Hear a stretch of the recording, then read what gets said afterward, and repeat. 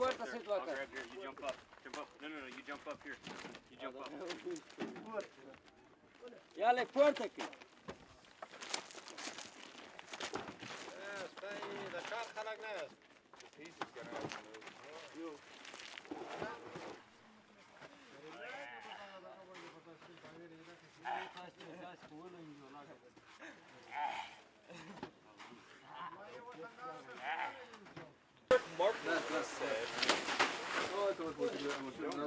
Da boas portas aqui? The Bird is the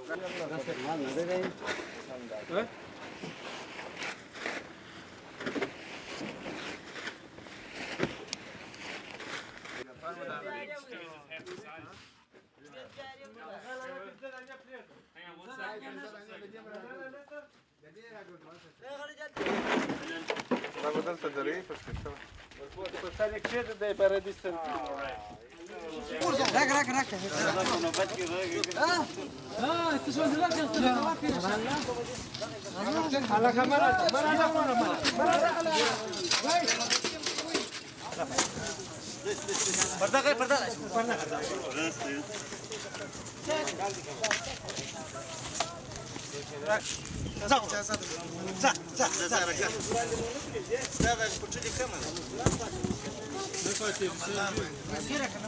When did your team choose to come up with the distributions for Ramadan?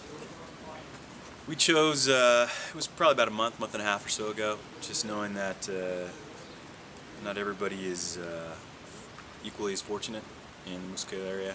So the real reason was to get these humanitarian items, is really what they are, out to those who are truly in need. And most importantly, broaden the scope of the district government in regards to that. And so our role was just looking at it, planning the arrival of the items, and then planning a follow-on, and then putting it in Jero's hands. Where did you obtain the items? We obtain the items from a couple different sources. The main source is Humanitarian Aid Yard.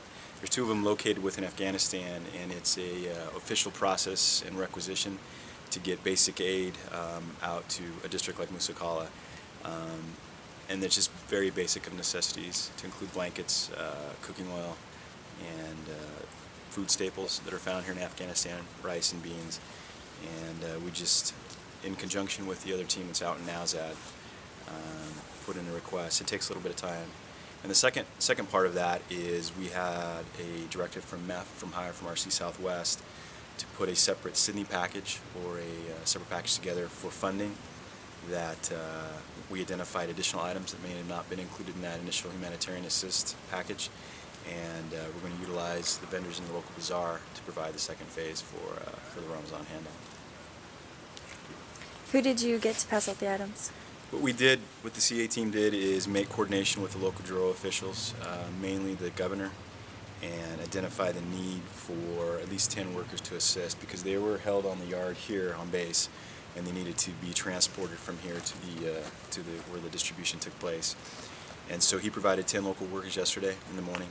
We registered those individuals in our tracking records, just to keep track of them. And we also employed the AMP and the ANA in the sense of utilizing their vehicles for transport. So we tried to make our best attempt to get only Afghans solely involved, and we just provided the guidance and direction for them. Who made the list for the people who received the goods? When we, again, when we started making our initial coordination, we made it several weeks out, we talked with both the district governor and the deputy district governor, as well as the mayor. And between the three of them, mostly with the input of the mayor and the deputy district governor, they put the list together based on input from the local elders, local village elders, and that list was provided to the working party yesterday, and it was supervised by both the mayor and the other two governors, so that's where it came from. Do you believe this humanitarian assistance was helpful to the Afghans who came and picked up items? I do, mostly because from the very start, before they let the villagers in, the local villagers, the mayor, the deputy district governor, and the district governor, Matula, was here and present. So he although there was minimal USMC forces out there, for the locals, they probably really didn't see us because they focused on Nimatula being out there.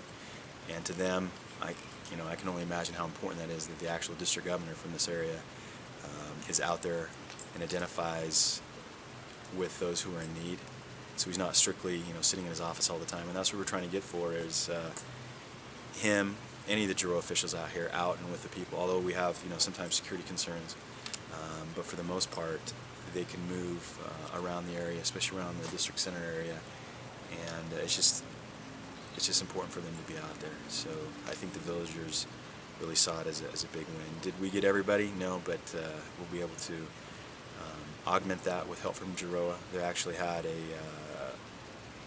monetary package go out today to some of those who weren't able to benefit, and then in a couple weeks when the Eid Fest kicks off, we're going to do this again. What was CAG's role? All right.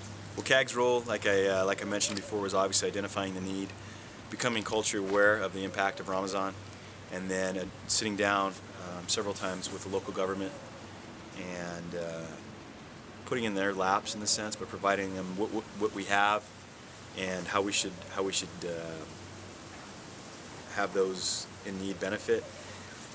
And as far as the distribution, our role was just supervision, especially here on the base. There's a need to be present for when local nationals are aboard the base, and then for the handout last night, again, just a supervisory role, and providing basically input from lessons learned in this one, providing suggestions to them how they can improve, and hopefully they'll take it upon themselves to listen to our suggestions, and the next one will go a lot smoother.